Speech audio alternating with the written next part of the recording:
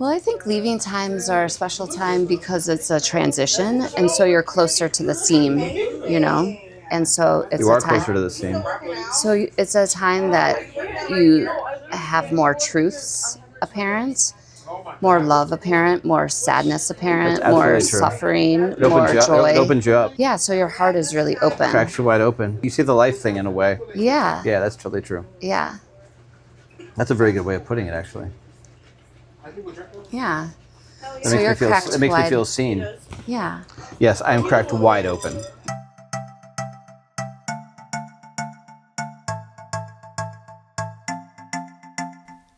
I arrived in Mexico City about a month ago, give or take a few days. And for much of that month, I've been in the mindset of a tourist, albeit one who has an apartment here. I've been existing from excitement to excitement, from dopamine hit to dopamine hit, rarely allowing myself the time to stop and just breathe, to process the reality of this new life of mine, to actually take the time to create a life here instead of just pretending. Because when you're a tourist, you can stand on the outside looking in. You're kind of expected to, really. The glimpses you do get of the inside are fleeting and often somewhat inauthentic. You don't have to figure out where to buy toilet paper or spatulas, because your brief time staying wherever you are staying won't require that. And in fact, it rejects the mundanity of day-to-day life, wherever you are. That's part of the fun of travel, right? Escaping your day-to-day life, escaping the mundane. And for the last month, in spite of the fact that I've had to buy toilet paper and a spatula, that's largely where my head has been. A feeling that this isn't my real life, when in reality, this is precisely my real life. This right here, sitting in my apartment in Roma, Sur, on a Sunday morning, drinking coffee in a living room that has gradually started to feel more and more like my own, in spite of the books and plants and unfortunate motorcycle decor. This is where I live now. This is my normal life, in spite of its present abnormality. And I need to start living as if it is. I need to stop living on the outside of Mexico City and start living on the inside. I need to stop avoiding interacting with this place. I need to stop drinking so much. I need to stop distracting myself so much. I need to find a routine. I need to stop ordering food from Uber Eats. And it feels appropriate on this Easter morning, almost a month into my time here, that I do a reset. Because isn't that what Easter's about? Rebirth? Reset? They both have re in it, so I'm running with it. And I think that this is what Jesus would want, really. When he did the best magic trick of all time, came out of that tomb and scared the shit out of everybody. Why isn't that in the Bible? If a friend of mine got crucified, died, and was buried, and then a few days later was alive, I would be freaked the fuck out. Pardon my French. But I don't think there's any indication in the Bible that people were like, whoa, what the hell? Jesus, what? I thought you were... You think there'd at least be one line that says, I thought you were dead. Maybe there is. I thought thou'st was dead, said Jimmy, who's the apostle nobody ever talked about. Little Jimmy. Yeah. He didn't get the credit he deserved. He cooked most of the food, except for the body of Christ, of course. Only Jesus cooked the body of Christ. Usually they ate it raw. So, anyway, that's what I've been thinking about this morning and this weekend. And I just got back from a yoga class, and that feels like a good start. So, here we go. Month 2. I also made some new music. What's your overall opinion of Mexico City after, 5 days here? I think it's all right. I wouldn't want to stay here. Oh, well. It's a little big. It is large. Yeah. It's a little crowded. Parts of it are very crowded, yeah. But parts of it aren't. Most of it's pretty crowded. You even think that the neighborhood you're staying in, Condesa, feels crowded? Just the way that, the traffic flows. Oh, there's a lot of traffic, yeah. Yeah, and that to me symbolizes crowded. Yeah, I wouldn't want to drive. No, not at all. No. We didn't try the subways, though. That would That's have true. changed a lot of things, actually, because the subway, I think, in the middle of the day would have been just fine. Yeah. And that would have... But it's still a lot more crowded, you know? Oh, yeah. It can be, yeah. But I've never actually ridden the subway I think once. rather than the super long Uber rides, I think it I might have didn't actually mind been the Uber faster. rides. I think that was fine. Yeah, I don't mind Uber rides. But what was your favorite thing about your trip? I need to think. You go first. That's the knife guy, by the way. You hear the whistle? Yeah. He's riding a bike and he's got a knife sharpener. We saw a knife guy over by the museum the other day. It's the most random thing ever. Was that your favorite part of the trip? The knife guy? No, it really wasn't. Probably the cooking class. Oh yeah, that's true. I think that was probably my favorite. And the mariachi bands was fun, but it might not be my favorite. What was the mariachi band like? They were right up close, and it was very loud. We were at a restaurant. Yeah, we didn't get that much food, but... Well, you said you weren't hungry. Well, that's true. But then you ate lettuce one piece at a time for the entire time. Yeah, but the lettuce tasted really good, though. Oh, he was? I didn't even see that. I ate all the lettuce. You can get the lettuce the entire time. That's where it went. Yeah.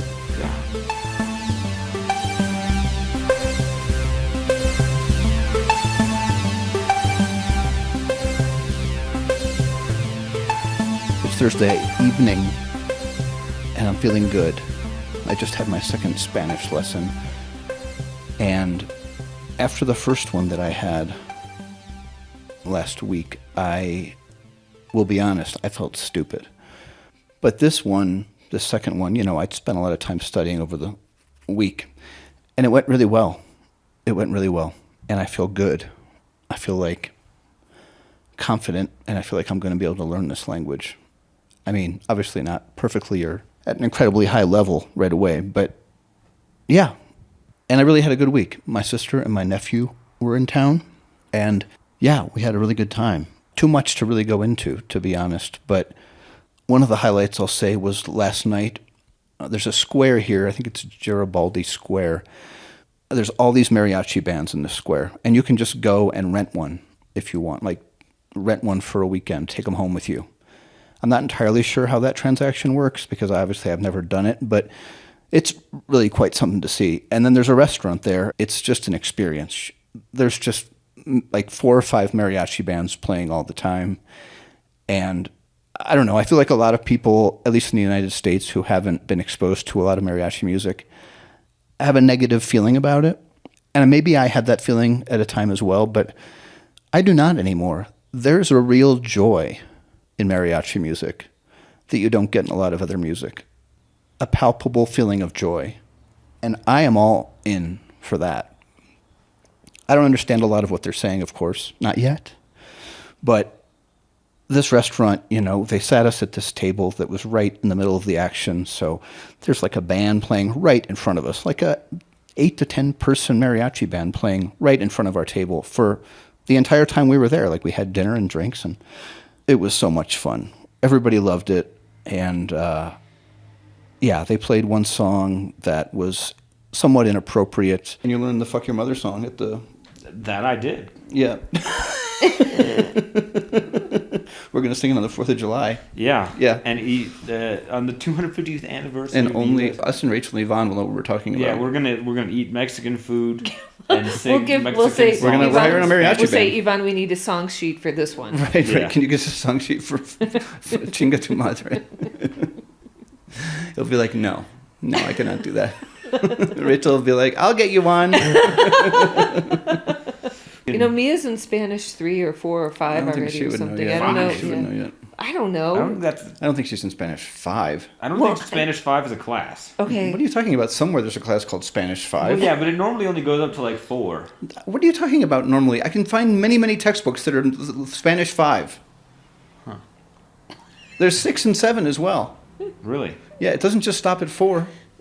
Yeah, but it's just like different levels. Well, it's like 1, 2, yes. 3, 4, and then 1, 2, 3, 4 again, but just more. Why would you go back to 1 again? Why wouldn't you just continue to go upwards? It's like this. This is like. This is a. Go on, Owen. Let's hear. Hold on. I need to gather my thoughts. Talk about something else. I get concerned about your schooling and your education when you say things I still like this. don't distract him. I want to understand what the logic is here with 1, 2, 3, 4, and then back to 1 again if you pass 4. But no, but it's like a higher level of 1. Well, number 2 is the higher level of 1. No, but it's like It is 5, but it's just not called 5. There is Spanish 5, I promise. Maybe. And 6 and 7, I would imagine as well. I'll show you pictures of the book. Huh. Okay. Yeah, Spanish level 6. Yeah. Yeah. But it's level 6. Is it a class called Spanish 6? We'll look it up on the phone immediately when we stop this. Okay. So that was great. And then we went to this tower. It's this very tall building by the Palais de Belles Arts. It's one of the taller buildings in the city. And you can go to the very top, and there's like an outdoor observation deck. And it was amazing. It was beautiful. I'll put some photos and videos in the Patreon. But anyway, it felt like a really great way to end their trip. And just a great day for me, because earlier in that day, we went to a Mexican cooking class that it was incredible. What was so great about the cooking class? We cooked a lot, and the food was really good. We didn't. It was fun to learn about the food because it was more than just the cooking. It was like the history and the I forget Different the kinds word. of chiles. Oh yeah, that was really was good. fun. It was really spicy though. Some of it. Some of it was. It wasn't too spicy, though. Well, some of them were pretty spicy. Some of them were pretty The spicy. habanero ones. Yeah.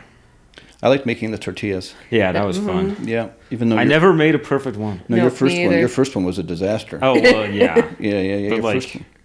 no, but you made some perfect ones because you had the better press than me.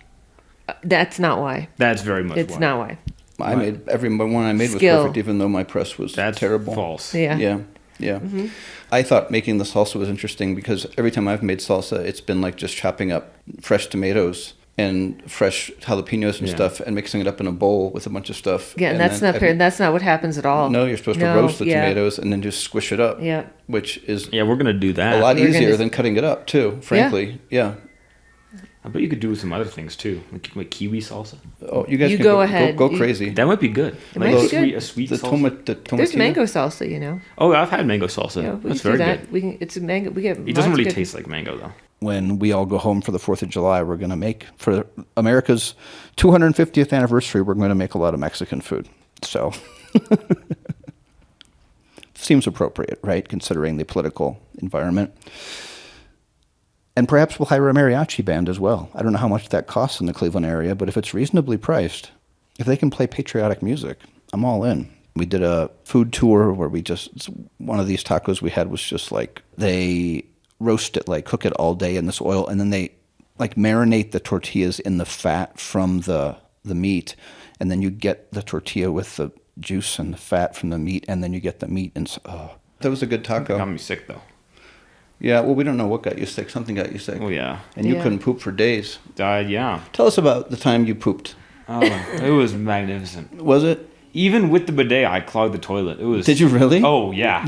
Was there a plunger? Yeah. It Okay. took me like three sessions. Oh God, God! we're- Thank we're- God I we're- wasn't we're- there. Yeah. That was the night I left him at home. I had a feeling. I was a little worried. Oh.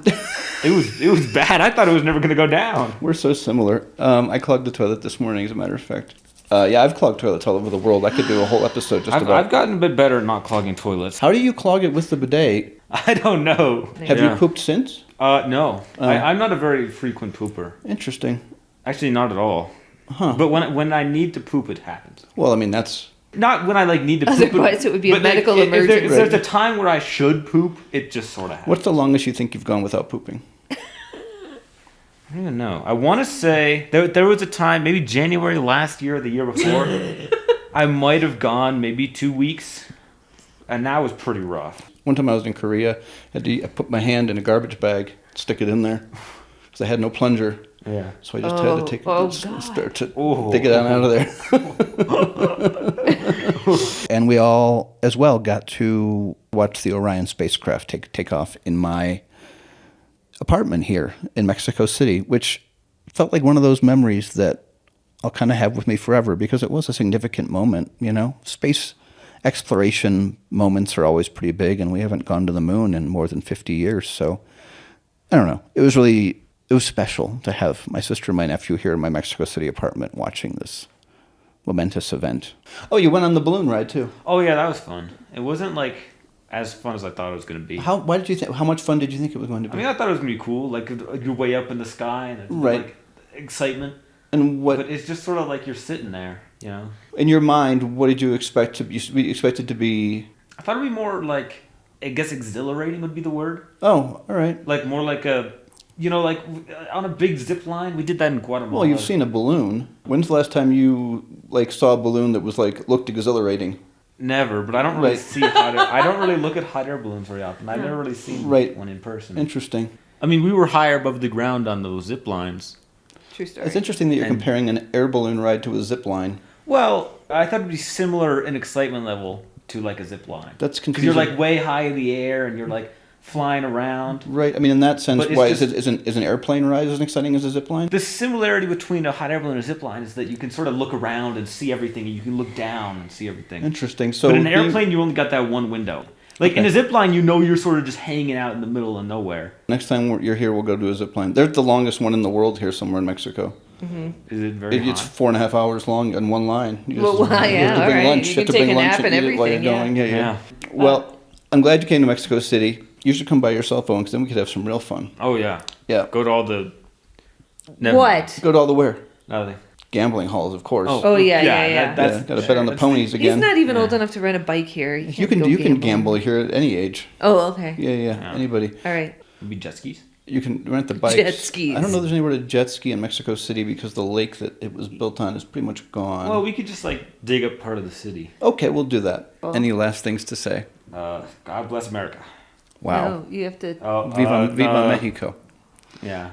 Okay, that's better than what he was going to say. What were you going to say? I didn't say anything. Nothing. What was I going to say? No. You have to say it now. Yeah, what do you Oh, think he was going to Yeah, say? you have to say it. Yeah, just the lyrics from the. Oh, Yeah. Oh, chinga too much. Perfecto.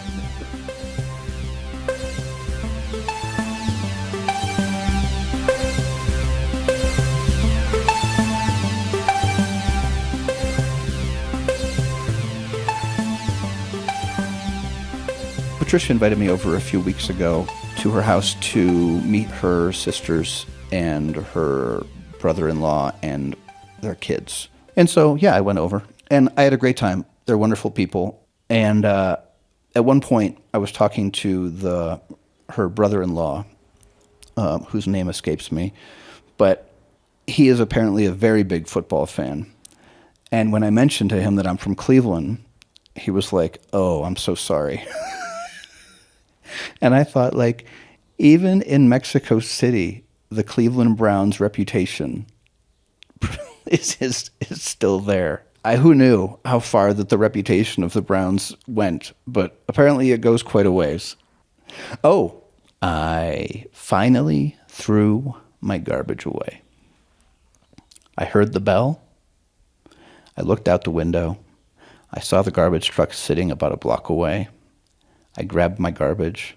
I walked down my stairs, and I took that garbage right to that garbage truck, gave the guy 10 pesos, and he took my garbage. And I felt like a king for about an hour. Talked to an old friend of mine, John, tonight. And, I mean, it was great to talk to him. It's always great to talk to him. He's one of the more wonderful humans I've had the pleasure of knowing in my 52 years. But, you know, I don't usually bring up the podcast to anybody because I feel like I don't want to be the guy with the podcast who talks about his podcast all the time. But he brought it up. So we talked about the podcast, and, you know, we talked about different episodes, and I can't tell you how much I enjoyed that because I get so little feedback on this anymore. When I first started the podcast, a lot of people were like giving me feedback because it was new. And everybody was like, "Oh, yeah, I'd love that." But now that's died off. That died off months ago. And now it's just me continuing to pump out these episodes every week. And I just don't get a lot of email or, you know, I get some voicemails, which I really appreciate it. And the emails that I do get, I really appreciate, but very few. So this is just to say that, like, if you are listening to this podcast consistently, or even now and again, or right now, this is the first time you've listened, it would mean a lot if you would just throw me an email at onefjefpod@gmail.com. Just say, you can even just write, "I'm listening." That'd be great. Because sometimes it feels like I am talking into the void here, you know, like I'm just talking to myself. And in a sense, I am talking to myself. And that's okay, because, you know, we all talk to ourselves, whether it's in our head or out of our head, but my inner voice has always needed something has always wanted to be heard, I guess. My inner voice has always wanted to be heard. And this gives me a place to make it heard. But my inner voice is also one that is critical, self-critical, and full of doubt and full of insecurities and all the things that we all suffer from. And so it's hard for my inner voice to maintain a level of confidence, to continue to express myself, be earnest and so forth on this medium without any kind of feedback. So, John, thank you for that. And just for the conversation. When you do a move like this, it's really isolating. It's isolating, especially when you don't know the language. It's really isolating. And I took a walk tonight and I was thinking that maybe that's why I like living in a foreign country where I'm a stranger. Because I've always been an outsider. I've talked about this on the podcast. And maybe this living in a foreign country where I don't speak the language very well yet allows me to continue to be an outsider. It's like my comfort zone, right? Which is weirdly ironic, considering all the talk I've released about getting out of one's comfort zone. Maybe this whole move has been getting into my comfort zone. But it turns out my comfort zone is not all that comfortable. So maybe comfort zone isn't the right term for it. Perhaps happy place. Yeah, I like that better. Happy place.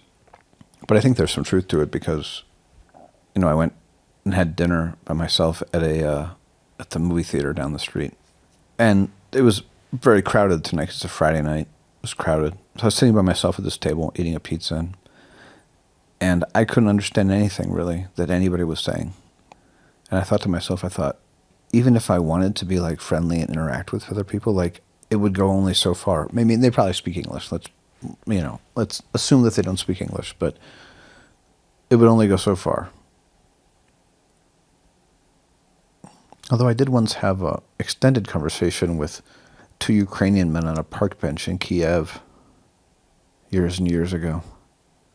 Yeah, I was sitting on this park bench in Kyiv, right on the Dnieper River, and there were these 2 Ukrainian guys sitting there, and I just tried to ask them what time the subway closed, because the subway closed at, I don't know what time it was, 10 or 11 or 12, and I wanted to make sure that I got on it so I can get back, so I went to get a taxi back to the hotel.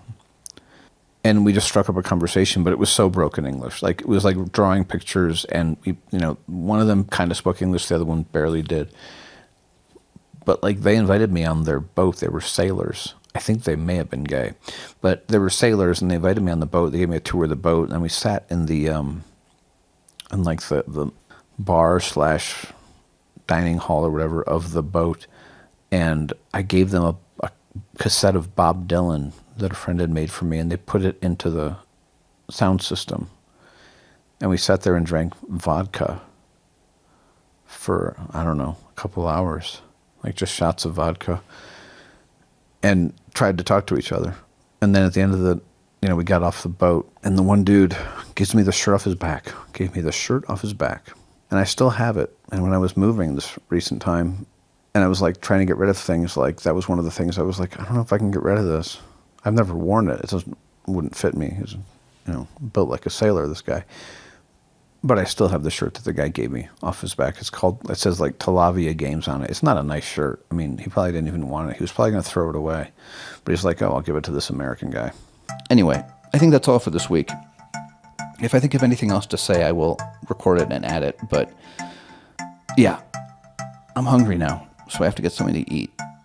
But as always, thank you for listening. If you have any questions about Mexico City, about my experience, about any element of anything, you can ask me about astrophysics if you want. I won't be able to answer you, but I will try. You can email the podcast at onefjefpod@gmail.com. If you would like to call the podcast, you can call and leave a voicemail at 1-669-241-5882. That's 1-669-241-5882. Patreon subscribers, I hope you were enjoying getting to listen to this early, before the Proletariat, nothing personal against the rest of you, and to the Proletariat, and that's not, I don't feel like that's offensive, it's a term of endearment from me to you. If you would like to join the elite, the proud, the Patreon village of onefjef, please do go to patreon.com/onefjef and sign up. You'll get access to all these CDMX Dispatch episodes early. You'll get access to a lot of photos and videos that I'll be posting on there, and a bunch of extra content yet to come, and that has already come. So it's a smorgasbord. Is it smorgasbord? God, I struggle with that word. It's a variety. It's a whole magical world of whatever. I don't know. God, I'm hungry. All right. Thank you to all of you. I love you all. Sending my love from Mexico City to all of you all over the world. Whoever you are, wherever you are, I hope your life is going as well as possible. And if it isn't, you can fix that shit. I'll see you soon.